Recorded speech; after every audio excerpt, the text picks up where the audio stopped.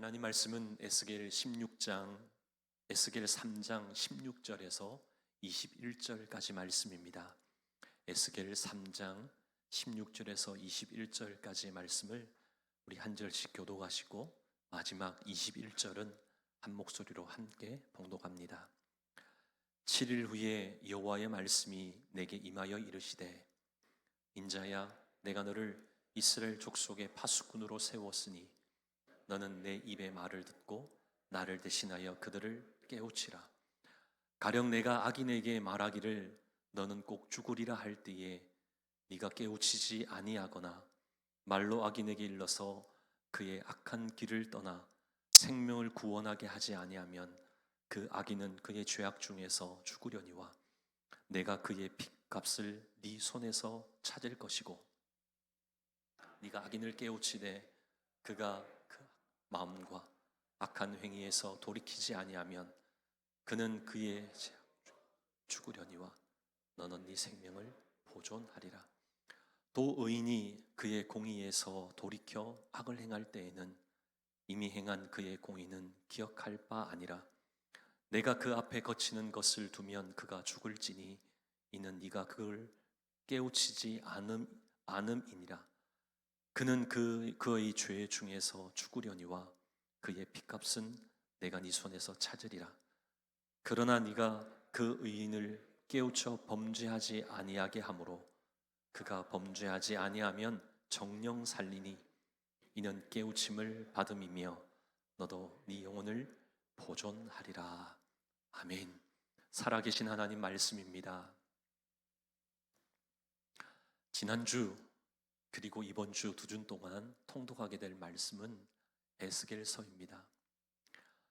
예레미야서가 이스라엘 왕국이 멸망할 때 그리고 멸망한 이후에 어떻게 될 것인가, 그것을 예언한 말씀이라면 에스겔서는 실제로 멸망한 이후 바벨론 포로 기간에 에스겔을 선지자로 세우셔서 그를 통해 심판과 회복에 관한 말씀을 주신 것이 바로 에스겔서이죠.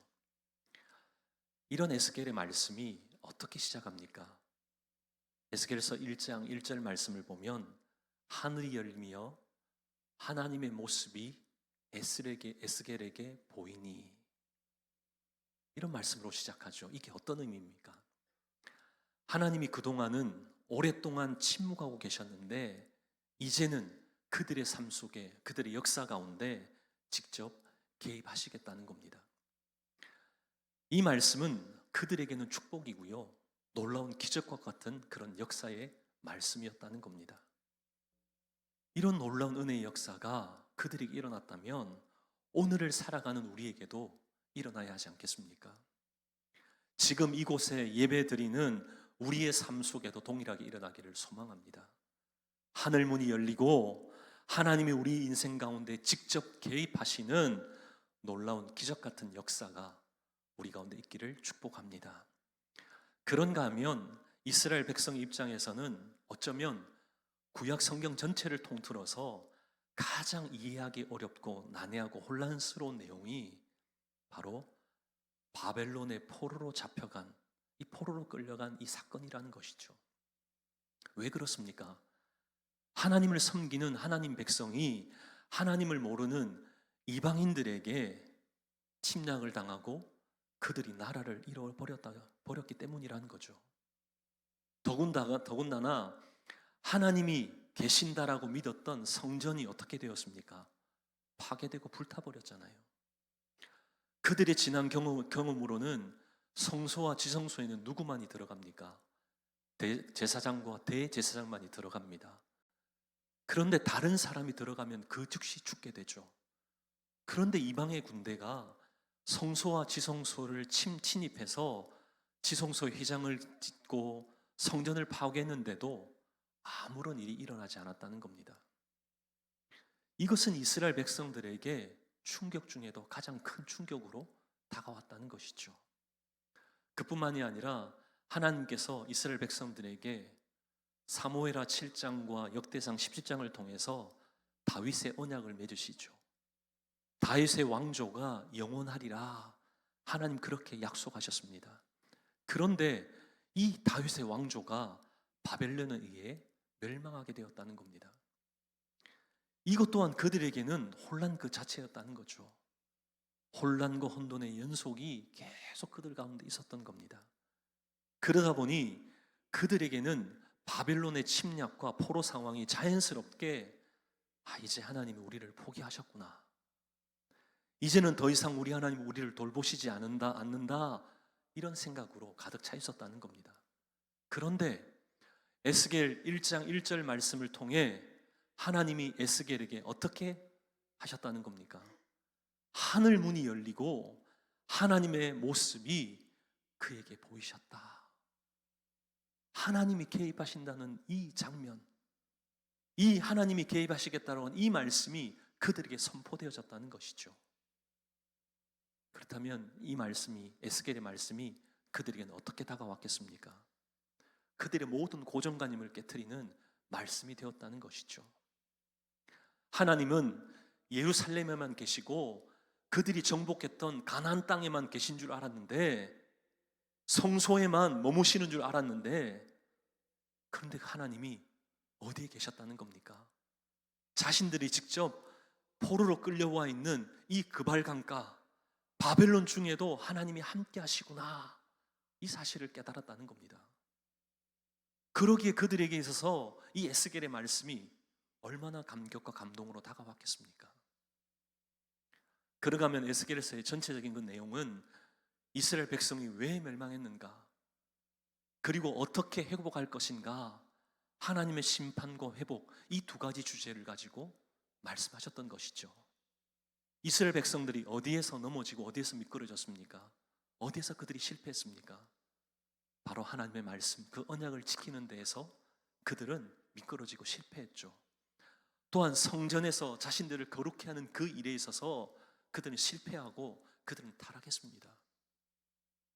그러기에 이제는 너희들이 이러한 침략 속에서 해야 될 일은 하나님께 회개하고 돌이켜 다시금 회복해야 된다, 이 사실을 말씀하고 있었던 것이죠. 그러다 보니 에스겔에서의 회복은 심판보다도 더 중요한 의미로 그들에게 다가왔다는 겁니다. 에스겔서에 다루는 회복은 하나님이 어떤 분이신가, 하나님이 도대체 어떤 분이시기에 이렇게 회복해 하시는가, 이런 중요한 의미를 담고 있다는 것이죠. 그러기에 에스겔에서에 다룬 이 회복의 말씀이 오늘날 우리에게도 하나님으로 말미암아 회복되어야 할 우리이기에, 결국은 하나님께로 돌아가야 할 자들이 바로 저와 여러분이기에 에스겔의 말씀은 오늘날 우리에게도 너무나 중요한 말씀이라는 것이죠. 그런가 하면 이 이스라엘 백성을 회복하는 데 있어서 우리의 상식과 다른 두 가지 회복에 대해서 에스겔서를 통해 말씀합니다. 하나는 네가 고생하고 네가 충분히 회개했으니까 이제 그 보상으로 회복해 하신다, 이런 의미가 아니라는 겁니다. 에스겔 36장 22절 말씀을 보면 하나님이 회복시키시는 이유를 이스라엘 백성의 생각과 아주 다른 내용을 기록하고 있죠. 뭐라고 말씀합니까? 내가 이렇게 행함은, 회복의 이유가 누구를 위한 겁니까? 말씀에 보면 나의 거룩한 이름을 위함이라.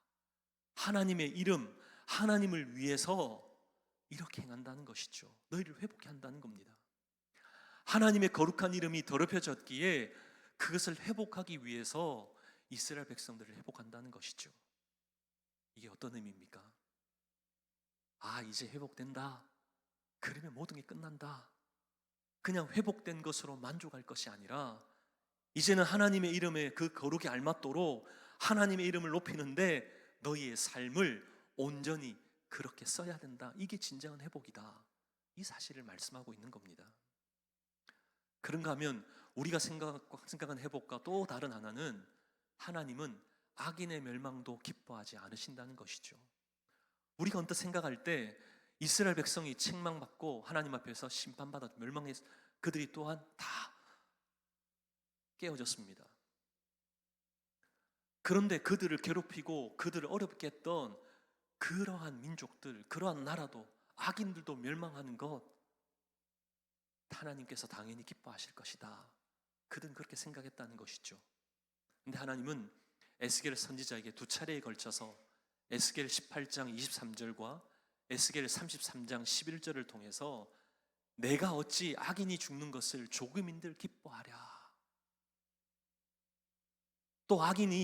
또 나는 악인이 죽는 것을 기뻐하지 아니한다.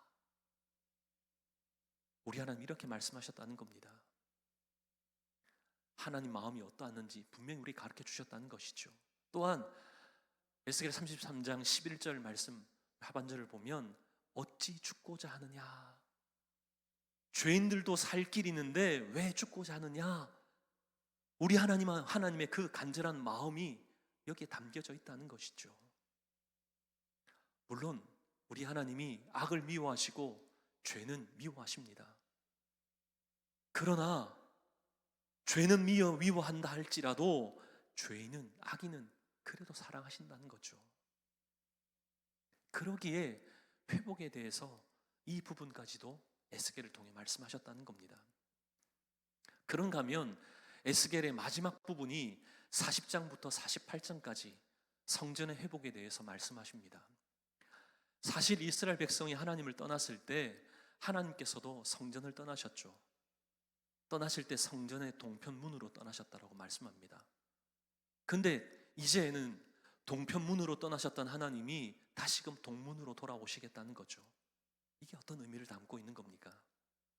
이제는 하나님의 심판이 끝나고 하나님의 임재와 통치가 완전히 회복된다. 그 의미로 에스겔을 마무리하고 있다는 겁니다.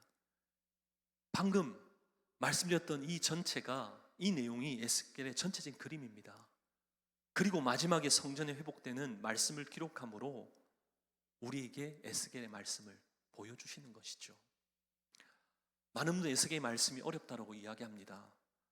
그러나 이 내용들을 함께 여러분들이 그려가고 또 정리하면서 말씀을 통독한다 보면 이번 주 남은 에스겔의 말씀을 통해서도 새롭고 놀라운 은혜를 맛보게 하실 줄 믿습니다. 그럼 막 기대가 되지 않습니까? 자, 이제 오늘 본문의 말씀으로 돌아와서 오늘 말씀을 보면 하나님께서 이 암울한 시기에 에스겔을 파수꾼으로 하나님이 부르시고 그에게 소명을 주셨다는 사실을 오늘 말씀 가운데 기록하고 있습니다. 오늘 말씀 17절을 보시면 하나님이 에스겔을 이스라엘 족속의 파수꾼으로 세우셨다라고 말씀합니다. 근데 말씀을 잘 보시면요, 누구를 대신하여 파수꾼으로 세우셨다라고 말씀합니까? 누구를 대신하여? 나를 대신하여, 하나님을 대신해서 에스겔을 파수꾼으로 세우셨다는 거죠. 여기에는 두 가지 의미가 내포되어 있습니다. 하나는 에스겔 선지자가 하나님 말씀만을 전해야 하는 하나님의 대언자라는 거죠. 그 이상도 그 이하도 아니라는 겁니다. 또 다른 하나는 하나님이 신적 권위를 부여해 주셨다. 에스겔이 하나님으로부터 신적 권위를 부여받았다. 이런 의미가 여기 내포되어 있다는 겁니다. 이것은 어떻게 보면 파수꾼은 아무나 되는 게 아니라는 거죠. 또한 파수꾼으로 부르심을 받았다면 이것은 정말 영광스럽고 존귀한 일이라는 겁니다. 막중한 사명을 부여받은 이것은 영적인 리더의 사명이고 영적 전달자의 그 사명을 온전히 감당해야 된다라고 깨달아야 된다는 겁니다. 이것은 우리에게도 마찬가지죠. 우리가 맡은 복음 전도의 사명도 세상의 그 어떤 일과 비교할 수 없을 정도로 중요하고 영광스러우면서도 막중한 사명이 책임감이 따르는 그 일이 바로 복음 전하는 일인 줄 믿습니다. 그러기에 우리 하나님은 오늘도 고린도전서 1장 21절의 말씀처럼 전도에 미련한 방법으로, 전도에 미련한 것으로 오늘도 하나님이 택하신 영혼을 구원하기를 원하신다는 거죠. 근데 여러분, 전도가 미련하고 어리석다, 여러분 이렇게 한번 생각해 본 적이 있습니까? 전도할 때 여러분 무엇을 전합니까? 복음을 전하지 않습니까? 근데 그 복음의 내용을 보면 어느 건 하나 논리적이지 않게 보입니다. 아담이 죄를 지었기에 우리 모두도 죄인이다. 여러분 이게 논리적으로 다가옵니까? 또한 2000년 전에 예수님이 십자가에 달려 피 흘려 죽으셨기에 그 예수를 믿으면 모든 죄를 사함받고 하나님의 자녀가 된다. 예수님 믿으면 천국 간다. 여러분 어떻습니까? 정말 죄 사함을 받게 되는지 누가 천국에 갔다 와서 분명하게 확인할 수 있는 사람이 있습니까? 어떻게 보면 너무나 어리석고 미련하게 보이는 그런 내용들 아닙니까? 그런데 우리 하나님은 이런 미련한 전도의 방법으로, 이러한 복음으로 믿는 자들을 구원케 하시는 그 일을 우리 하나님이 기뻐하신다는 겁니다. 할렐루야. 그러기에 오늘도 우리 하나님은 그 방법을 어떻게 구원할까, 그 방법을 찾으시는 것이 아니라 그 미련한 방법, 그 복음 가지고 하나님의 일을 감당할 사람을 찾고 있다는 것이죠. 로마서 10장 14절 말씀입니다. 우리 같이 한 말씀 봉독할까요? 어찌 부르리요? 듣지 못한 일을 어찌 믿으리요? 전파하는 자가 없이 어찌 들으리요? 아멘.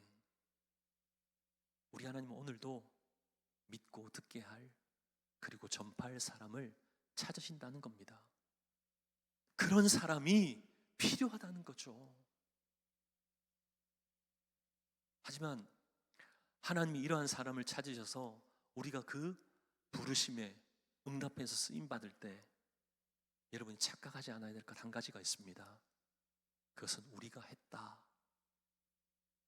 이 생각을 여러분 마음속에 지우셔야 한다는 겁니다. 한 영혼을 주님께 인도하는 것, 우리가 하는 것처럼 보여도 그게 누가 하는 겁니까? 우리 성령 하나님이 하시는 거잖아요. 사람의 힘으로 불가능한 그 일을 성령의 능력으로 가능케 하셔서 한 영혼 한 영혼이 주님께 돌아온 것 아닙니까? 근데 그 일을 성령 하나님이 하시지만 그 일을 하실 때 사람을 통로로, 사람을 사용하신다는 겁니다. 그러기에 오늘도 성령 하나님은 그 일을 감당할, 하나님을 대신해서 복음을 전할 일꾼을 찾으신다는 거죠. 근데 그런 사람이 많지 않다는 겁니다. 많은 사람이 예수 믿고 복 받기를 원하지만 하나님 대신해서 복음의 낙파를 힘있게 불 사람은 찾기가 쉽지 않다는 것이죠. 그뿐만이 아니라 영혼 구원에 대해서도 너무나 무관심하다는 겁니다. 또한 마귀도 이 일을 감당함에 있어 그냥 가만히 있지 않죠. 방해한다는 겁니다. 전도가 너무나 어려운데 어떻게 너가 그 일을 하려고 하냐. 두려운 마음들을 막 가지게 만든다는 겁니다. 그러나 여러분, 전도를 통한 영혼 구원은 우리가 하는 게 아니죠. 성령 하나님께서 그 영혼을 돌이키게 하시는 줄 믿습니다. 그러게 한 영혼이 거듭나게 하는 것, 우리의 설득으로 되는 것 아닙니다. 성령으로 가능한 것이죠. 그러기에 오늘도 성령 하나님이 나를 사용하셔서 놀라운 영혼 구원의 역사를 일으키게 하실 것을 믿고 우리는 그 부르심에 순종하며 전하기만 하면 된다는 겁니다. 나머지는 누가 책임지십니까? 우리 성령 하나님 책임지시잖아요. 열매는 우리 주님이 맺게 하신다는 겁니다. 여러분 믿으십니까?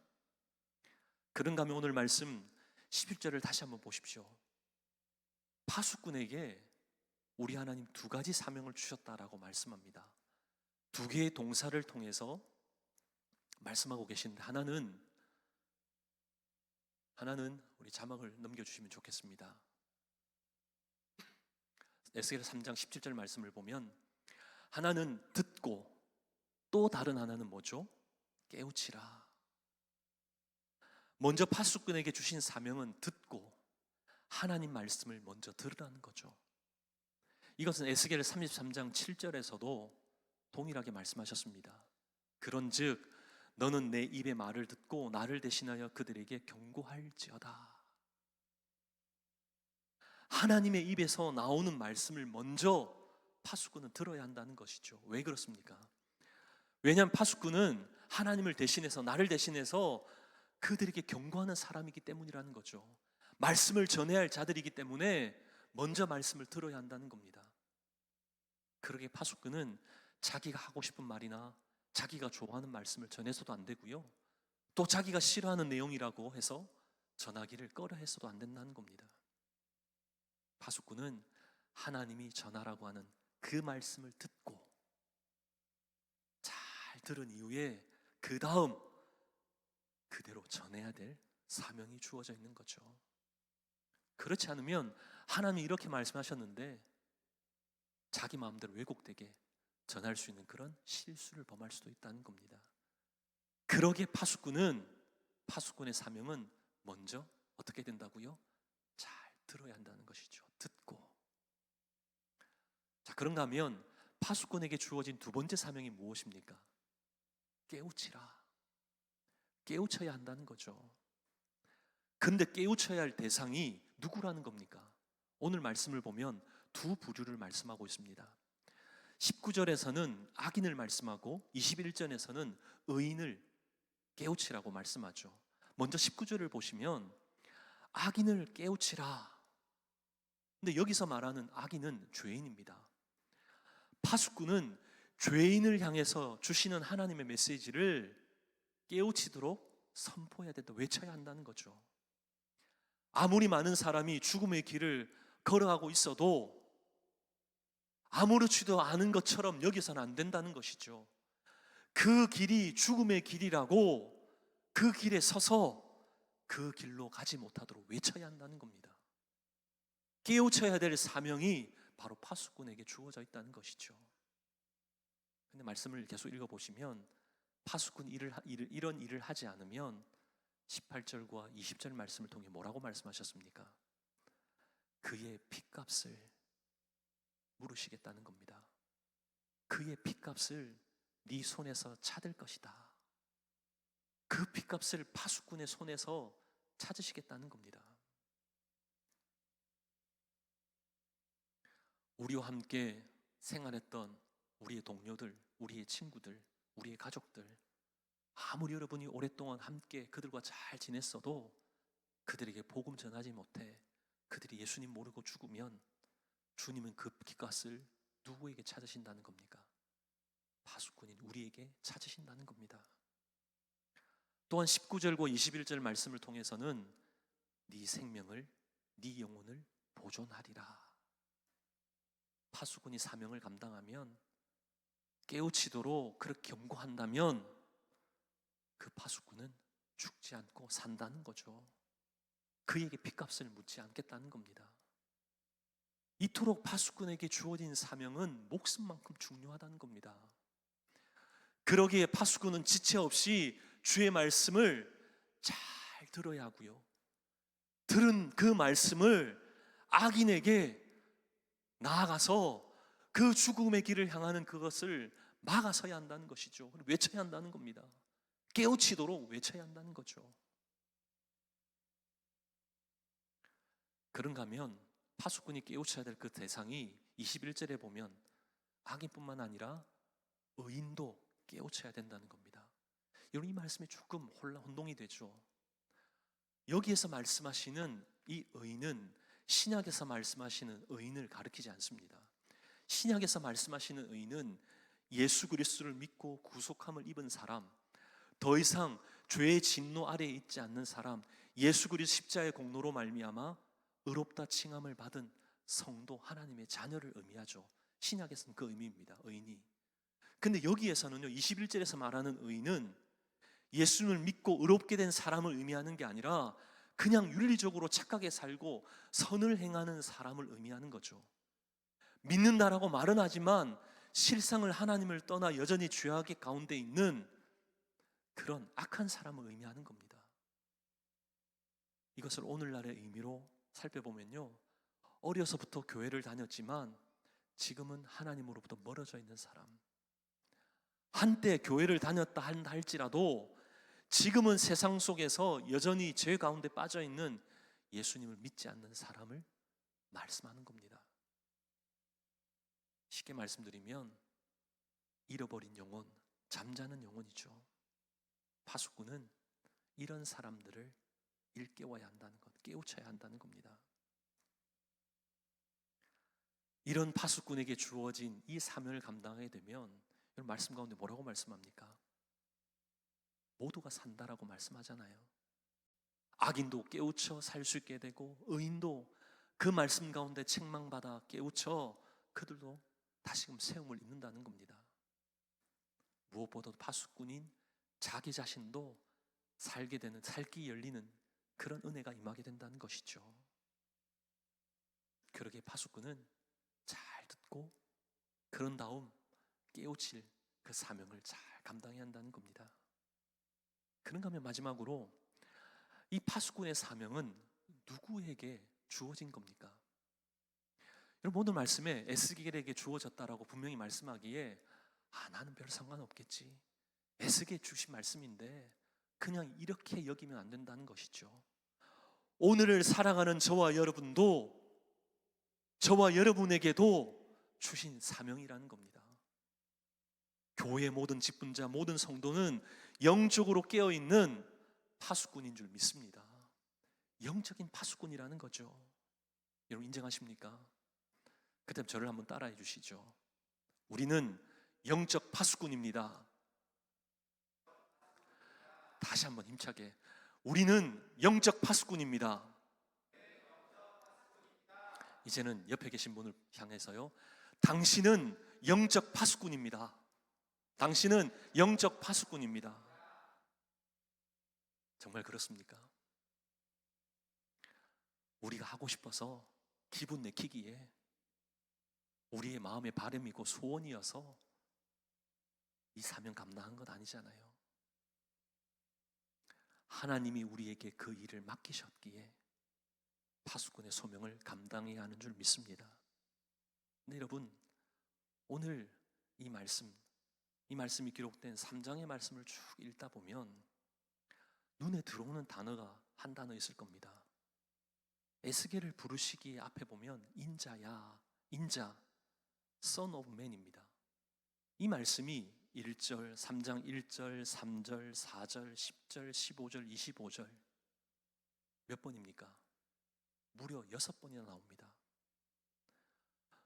왜 우리 하나님이 이렇게 에스겔을 향하여서 이 인자야 이 말씀을 반복하신 그 이유가 무엇이겠습니까? 인자는 사람의 아들이라고 말씀드렸죠. 근데 여기에는 사람의 아들이란 말은 흙으로 돌아갈 수밖에 없는 연약한 존재, 연약성을 부각하는 의미라는 것이죠. 그러니까 네가 아무리 민족의 파수꾼으로 세워졌다 할지라도 하나님께서는 에스겔을 향하여 인자야, 너 연약한 사람인 것 잊지 마, 이렇게 말씀하고 있다는 겁니다. 아무리 하나님이 사용하시는 파수꾼이라 한다 할지라도, 파수꾼으로 세워졌다 할지라도, 그럼에도 우리는 여전히 연약한 자이기에 하나님만을 신뢰하고 하나님만을 의지해야 한다는 겁니다. 에스겔에게 주신 말씀이 바로 이런 말씀이라면 우리에게도 마찬가지지 않습니까? 우리 역시도 연약한 사람, 인자인 줄 믿습니다. 그런데도 우리 하나님은 우리에게 파수꾼의 사명을 그럼에도 맡기신다는 거죠. 그렇다면 우리는 하나님께서 우리를 마음껏 사용하실 수 있도록 우리의 유한한 인생을 하나님께 드려야 하고 하나님께 맡겨야 하고 우리는 하나님만을 의지해야 한다는 겁니다. 그렇게 해야지만 우리 연약한 인생이라 할지라도 죽음으로 향하여 가고 있는 그들을 생명의 길로 인도하는 파수꾼, 영적인 파수꾼으로 쓰임받게 하실 줄 믿습니다. 이 사명이 우리가 감당해야 될 소명이고 우리 교회 감당해야 될 사명이라는 겁니다. 사랑하는 저와 여러분, 이번 한 주간도 연약함에도 불구하고 우리 하나님 우리를 영적 파수꾼으로 쓰시기를 원하신다, 이 분명한 사실을 저와 여러분이 기억해야 하는 것이죠. 그렇다면 더욱 하나님과 친밀하기를 소망해야 하고 더욱 하나님만을 사랑하기를 소망하는 그 우리의 잃어버린 마음을 다시금 되찾아서 저 죽어가는 그런 영혼들, 죽음의 길을 향하여 걷고 있는 그들에게 나아가 담대히 주의 복음, 미련하게 보이는 그 귀한 복음을 담대하게 증거하는 영적인 파수꾼으로 그렇게 쓰임받는 저와 여러분 되시기를 주님의 이름으로 축복합니다.